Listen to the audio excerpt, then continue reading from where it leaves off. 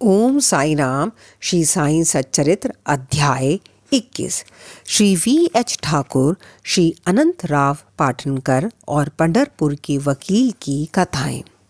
इस अध्याय में हेमंत पत्नी श्री विनायक हरीश चंद्र ठाकुर, B.A. श्री अनंत राव पाटनकर, पुणे निवासी तथा पंढरपुर के एक वकील की कथाओं का वर्णन किया है।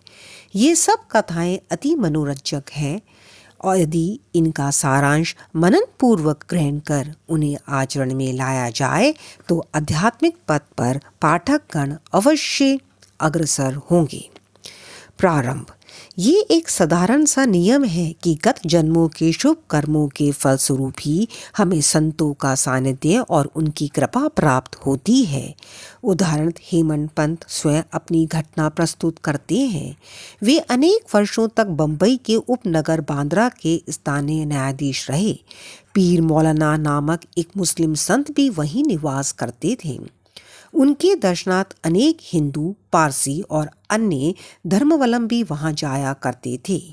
उनके मुजावर पुजारी ने हेमंत पंत से भी उनका दर्शन करने के लिए बहुत आग्रह किया, परंतु किसी न किसी कारणवश उनकी भेंट उनसे ना हो सकी। अनेक वर्षों के उपरांत जब उनका शुभ काल आया तब वे शिरडी पहुंचे और बाबा के दरबार में जाकर स्थायी रूप से सम्मिलित हो गए। भाग्यहीनों को संत समागम की प्राप्ति कैसे हो सकती है? केवल वे ही सौभाग्यशाली हैं जिन्हें ऐसा अवसर प्राप्त हो। संत द्वारा लोक शिक्षा। संतों द्वारा लोक शिक्षा का कार्य चिरकाल से ही इस विश्व में संपादित होता आया है। अनेकों संत भिन्न भिन्न स्थानों पर किसी निश्चित उद्देश्य की पूर्ति के लिए स्वयं प्रकट होते हैं।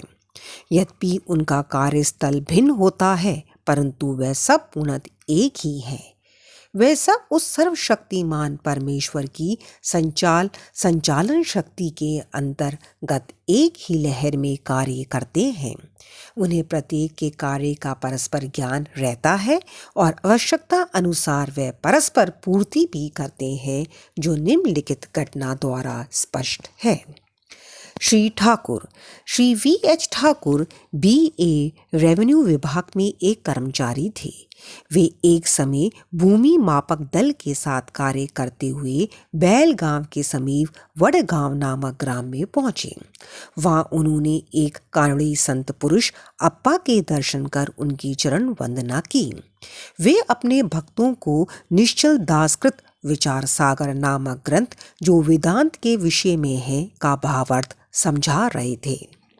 जब श्री ठाकुर उनसे विदाई लेने लगे तो उन्होंने कहा, तुम्हें इस ग्रंथ का अध्ययन अवश्य करना चाहिए और ऐसा करने से तुम्हारी इच्छाएं पूर्ण हो जाएंगी तथा जब कालांतर में तुम उत्तर दिशा में जाओगे तो सौभाग्यवश तुम्हारी एक महान संत से भेंट होगी, जो मार्ग प्रदर्शन कर तुम्हारे हृदय को शांति और सुख प्रदान करेंगे।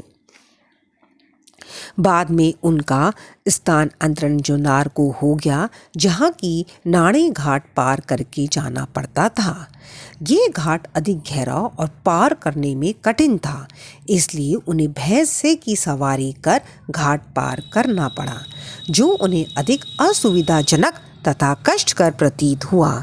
इसके पश्चात उनका स्थान अंतरण कल्याण में एक उच्च पद पर हो गया और वहां उनका नाना साहिब चंदोरकर से परिचय हुआ। उनके द्वारा उन्हें श्री साईं बाबा के संबंध में बहुत कुछ ज्ञात हुआ और उनके दर्शन की तीव्र उत्कंठा हुई। दूसरे दिन ही नाना साहिब शिरडी के लिए प्रस्थान कर रहे थे। उन्होंने श्री ठाकुर से भी अपने साथ चलने का आग्रह किया। ठाणे की दीवानी न्यायालय में एक मुकदमे के संबंध में उनकी उपस्थिति आवश्यक होने के कारण वे उनके साथ ना जा सके। इस कारण नाना साहिब अकेले ही रवाना हो गए। ठाणे पहुंचने पर मुकदमे की तारीख आगे के लिए बढ़ गई, इसलिए उन्हें नाना साहिब का साथ ना देने पर पश्चाताप हुआ। फिर वे शिरडी पहुंचे। तब वहां उन्हें ज्ञात हुआ कि नाना साहिब पिछले दिन ही यहाँ से चले गए हैं। वे अपने कुछ मित्रों के साथ जो उन्हें वहीं मिल गए थे श्री साईं बाबा के दर्शन को गए। उन्होंने बाबा के दर्शन किए और उनके चरण कमलों की आराधना कर अत्यंत हर्षित हुए। उन्हें रोमांच हो आया और उनकी आंखों से अश्रुधाराएं प्रवाहित होने लगीं। त्रिकालदर्शी बाबा ने उनसे कहा, इस स्थान का मार्ग इतना सुगम नहीं जितना कि कानड़ी संत अप्पा के उपदेश या नाणे घाट पर भैंसे की सवारी थी। आध्यात्मिक पथ पर चलने के लिए तुम्हें घोर परिश्रम करना पड़ेगा, क्योंकि वह अत्यंत कठिन पथ है। जब श्री ठाकुर ने सार गर्भित शब्द सुने, जिनका अर्थ उनके अतिरिक्त और कोई ना जानता था, तो उनके हर्ष का पारावार ना रहा और उन्होंने कानड़ी संत के वचनों की स्मृति हो गई। तब उन्होंने दोनों हाथ जोड़कर बाबा के चरणों पर अपना मस्तक रखा और उनसे प्रार्थना की कि प्रभु मुझ पर दया करो और इस अनाथ को अपने चरण कमलों की शीतल छाया में स्थान दो। तब बाबा बोले, जो कुछ अप्पा ने कहा वह सत्य था, उसका अभ्यास कर उसके अनुसार ही तुम्हें आचरण करना चाहिए। व्यर्थ बैठने से कुछ लाभ ना होगा। जो कुछ तुम पठन करते हो उसको आचरण में भी लाओ, अन्यथा उसका उपयोग ही क्या।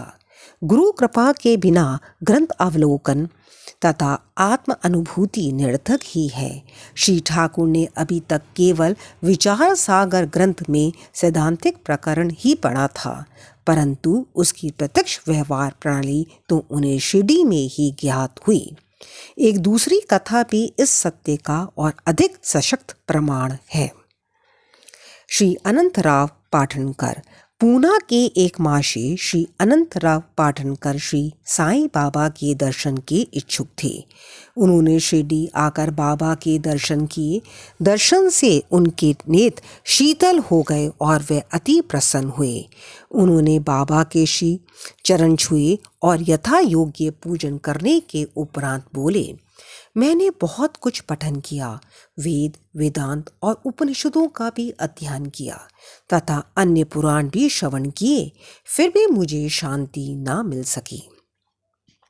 इसलिए मेरा पठन व्यर्थ ही सिद्ध हुआ। एक निरा अज्ञानी भक्त मुझसे कहीं श्रेष्ठ है। जब तक मन को शांति नहीं मिलती, तब तक ग्रंथ अवलोकन व्यर्थ ही है।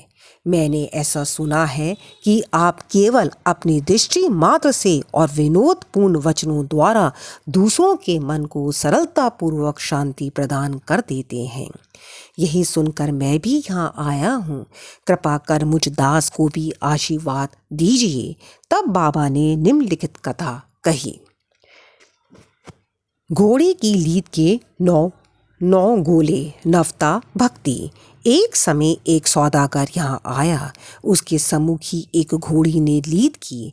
जिज्ञासु सौदागर ने अपनी धोती का एक छोर बिछाकर उसमें लीद के 9 गोले रख लिए और इस प्रकार उसके चित्त को शांति प्राप्त हुई।